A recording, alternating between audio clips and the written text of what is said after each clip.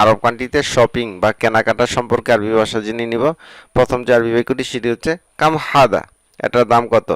হাদুলি কাম, এগুলো কত। যদি একটি জিনিসের দাম জিজ্ঞেস করতে চাই তাহলে বলবো কাম হাদা। আর অনেকগুলো জিনিসের দাম একসাথে জিজ্ঞেস করতে হয়, এগুলো কত, এভাবে বলবো হাদুলি কাম। রা ইনি শয়, একটু কম করেন, বা এভাবে বলতে পারি নাগ্গেস শয়, একটু কম করেন। মার্রা গালি, দাম অনেক বেশি। মা আকদার আতিক, আমি দিতে পারবো না। মা আকদার আতিক, আমি দিতে পারবো না।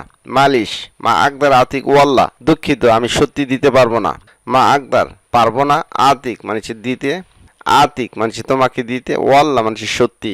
সর্বশেষে কত পারবেন বা কত হইলে দিবেন, এই ক্ষেত্রে বলবেন বিকাম তাতিনি আখের সেই, কত হইলে দিবেন। বিকাম তাতিনি আখের সেই, কত হইলে দিবেন বা সর্বশেষে কত হইলে দিতে পারবেন। তিবিআই লোন, কোন কালার লাগবে। তিবি মানুষে আপনার লাগবে, আই মানুষে কোন, লোন মানুষে কালার বা রং। তিবিআই লোন, কোন কালার লাগবে আপনার।